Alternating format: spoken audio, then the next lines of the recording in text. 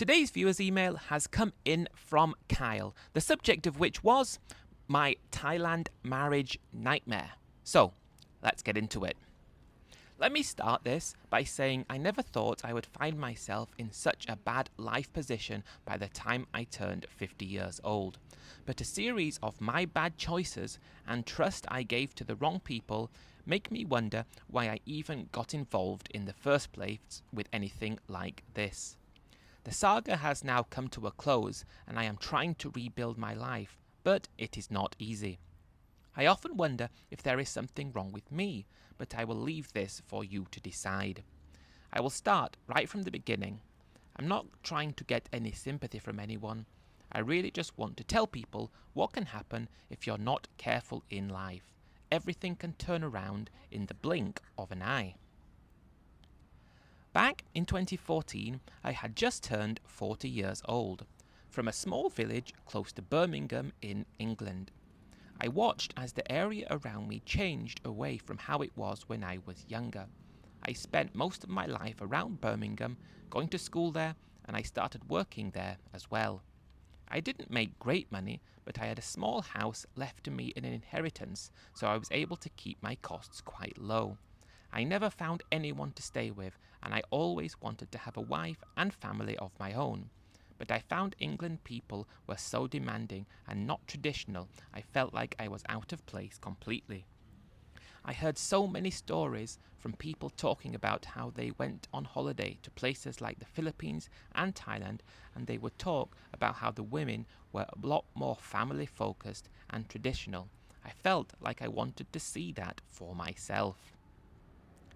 After doing a lot of research, I thought Thailand sounded like it would be better for me. The Philippines sounded a bit more dangerous, and I was not after that sort of thing. I wanted safe and fun, and I made my mind up in 2014 to go and visit Thailand to see if it was like everyone said it was. I took my whole holiday allowance at once and flew to Thailand for 3 weeks. I wanted to see Bangkok and Pattaya and maybe also Phuket. These were the places I was told that were best for foreigners' first time in Thailand. I got the bus down to London and got on the tube to Heathrow. This was going to be my first holiday in a long time. I went before to places like Portugal and Spain, but this was only Europe.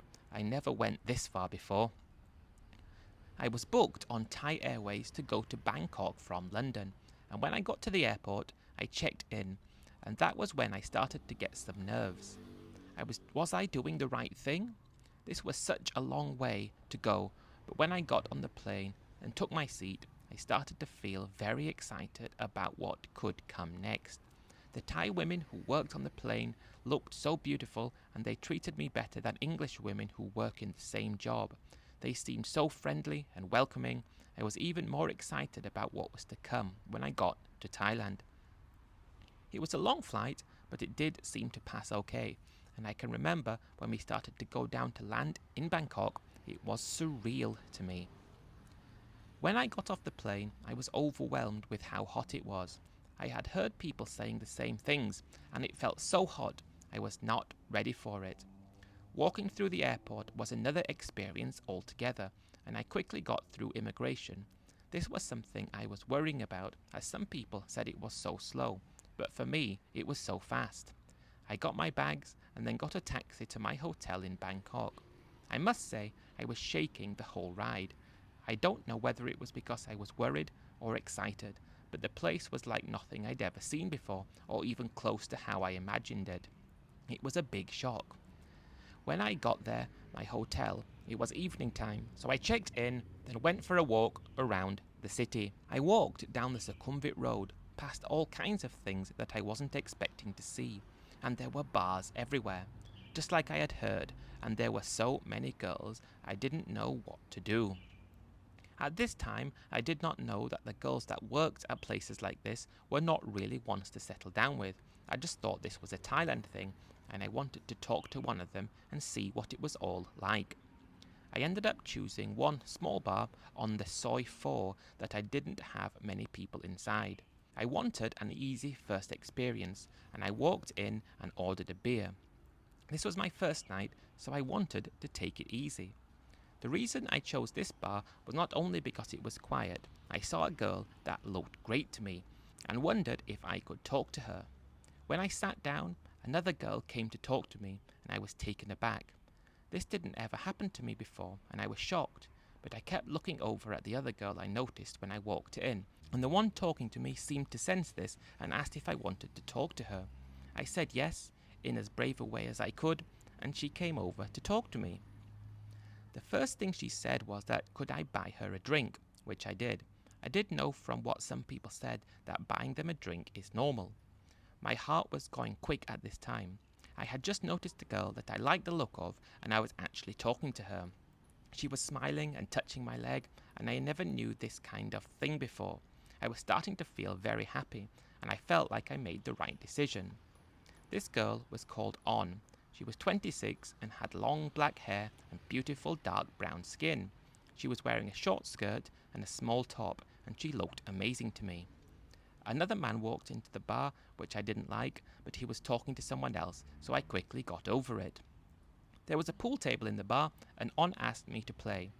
I was quite shy to play, but I did and she won every game. I was having such a good time that I forgot that only the day before I was in England. I stayed in the bar playing pool and talking to On for a long time, that it was nearly time for the bar to close. Then she asked me if I wanted her to go with me. I was so shocked, I didn't know what to say. I had no idea at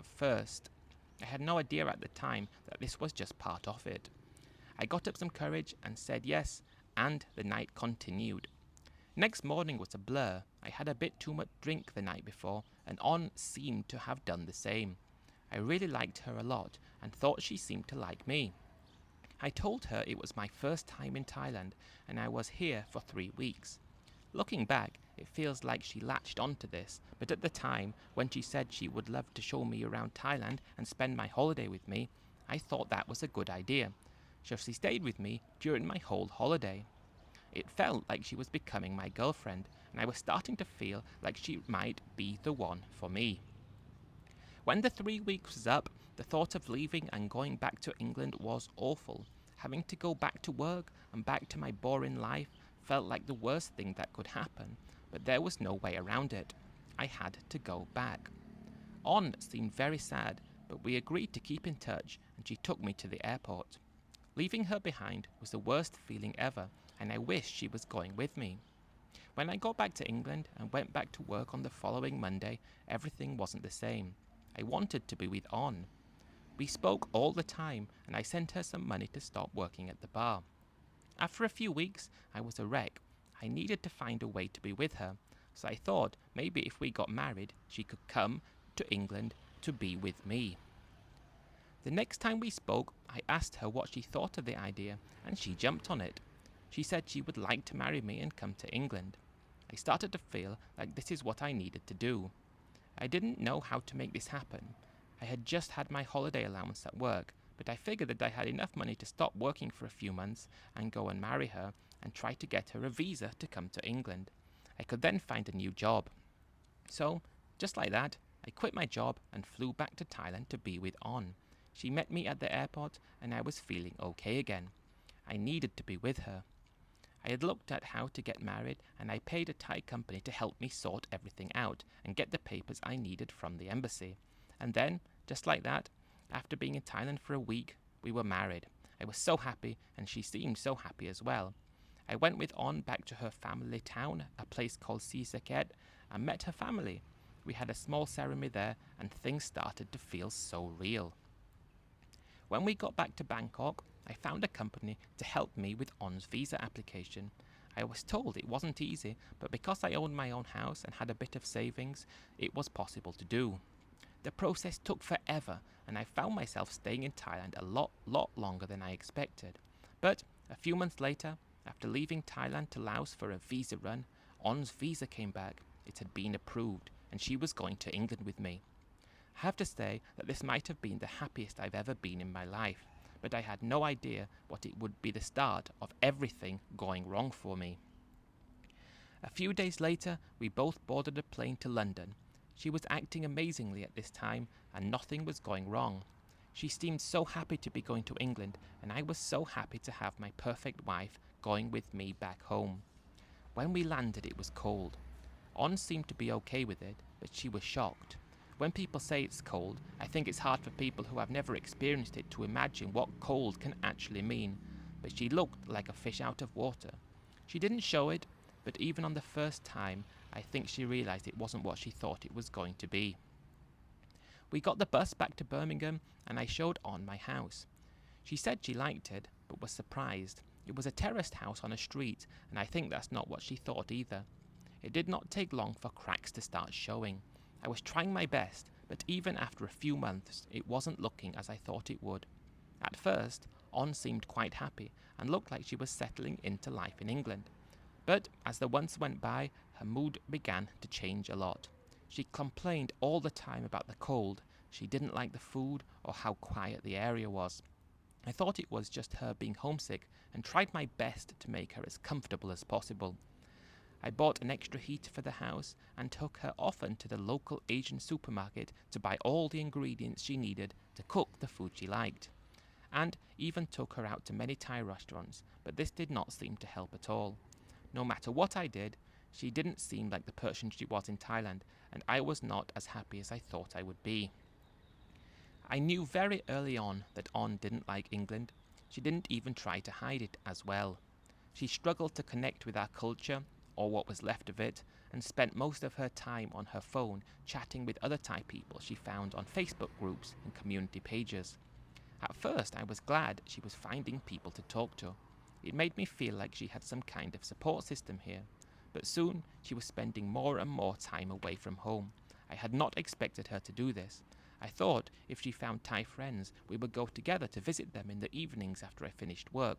But she was going out all the time. It started innocently enough though. She told me she was meeting some Thai women for coffee, then it became dinners, then whole evenings out. I really didn't want to be controlling, so I didn't question her too much. I wanted to stop her. This wasn't my idea of bringing her to England, for her to be out and not with me. What was the point? Then things started to get a lot worse. She was coming home drunk at 1 or 2 in the morning, smelling of cigarettes and alcohol, and I was there at home, alone. It didn't feel right to me. She said she was just having fun, but I couldn't shake the feeling that something wasn't right. This sweet, bubbly Thai girl I fell in love with was turning into something I did not recognize, and I was not happy, but what could I do? By this point, I'd found a new job and was working long hours to try to rebuild my savings after quitting for both of us to get married and to sort out the visa process.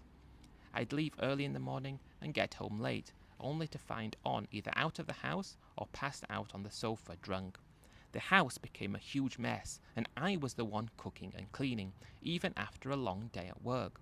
I started to feel like I was losing control of my life. I was expecting her to be the homemaker, taking care of the house, having meals ready for me when I got home. It was the traditional way of life that attracted me so much to Thailand. Western women seemed so career-orientated as opposed to family-orientated, and my Thai wife was actually much worse. Then, things got even worse. One day, when On came back so late, she was acting very suspicious more than normal. I talked to her for hours, and she finally admitted to meeting with another man when I was at work. She said she was lonely with me being gone all the time. My stomach dropped. I couldn't believe this was the same woman I'd met in Thailand, the woman I'd married and brought halfway across the world to build a life together with. I was working hard, and she was doing the opposite. But it didn't stop there. Over the next few months, I heard rumors from some of her Thai friends that she was seeing multiple men while I was at work. When I confronted her, she did admit to it. I never saw this coming. Guys, if I could just pause the story for a second and say if any of you have a story that you want to share about yourself or someone you know, as long as it's Thailand related, please do so by using the email address in the description. We do rely on these stories coming in to keep the channel going, so I really do appreciate any story that gets sent in. Also, if you could give the video a like, subscribe, comment, share, and all those good things, that way we have more chance of getting the videos to more people, which in turn means we have more chance to keep the stories coming in. So thank guys, I really appreciate it. And back to the story. She told me she wanted to go back to Thailand, that she hated England and didn't want to stay here anymore. She even blamed me for bringing her to a place where she felt unhappy and out of place. But she wanted to come here so badly when I brought the idea up. I was devastated, but I still tried to hold things together even after everything she had done to me. I thought maybe if I just gave her more time, things would get better and she would stop doing all these stupid things. The years went by and life was a nightmare. COVID was really hard, but by 2023, it was clear that our marriage was over. On told me she wanted a divorce, and I didn't have the energy to fight her anymore. The divorce process was a nightmare. Because we were married and she had lived with me for a few years, she was entitled to half of everything, including my house. I had to sell it, and the money was split down the middle. The house my parents had left to me, the only real asset I had in the world, was gone, and this ungrateful Thai lady had something she simply did not deserve. I never wanted anything like this to happen. I was weary of Western women taking your stuff, and this Thai girl had done the very same thing, even after everything I did for her. It was hell. The only way to describe it was hell. After the divorce, On moved back to Thailand. I heard from some people that she used money from my house to open a business in her hometown. It sickens me that she was able to get anything out of me like this. Meanwhile, I was left starting over at 50 years old, living in a small rented flat and working a job I didn't even like just to make ends meet. If I look back at where it went wrong, I can see it went wrong from my first day in Thailand. I can see the red flags that I ignored because I wanted so badly for things to work out with her. In a way, she was perfect apart from having her own mind to ruin everything for me. I thought I was building a life with someone who loved me, but instead I ended up losing everything I'd worked for. I don't know if it was my fault for being naive or if I just had bad luck, but I often wonder if I should have trusted my gut when things started going wrong and should have broken it off years ago. I was just so worried that without On, I would not have anyone. Now, I have no one. I'm trying to rebuild my life, but it's not easy. The loneliness is the hardest part. I've started going to therapy to deal with everything because it's just so hard to accept, but I am slowly beginning to accept what happened. If there's one thing I've learned from all of this, it's that you can't build a life with someone who doesn't want the same things as you. I don't even know what she wanted, apart from money really. I think that's the only thing. I don't know where things go next for me, but I hope it's better than the last decade of my life. If nothing else, I want to say to anyone, be careful who you trust. Just because you have a dream doesn't mean that the people in your life have the same dream and want the same things as you. I should still be with On now if she had behaved, and we could have retired in Thailand and had a great life. But she didn't want that. This was a marriage from hell, and I wish it on no one. Thanks for reading this out, Kyle.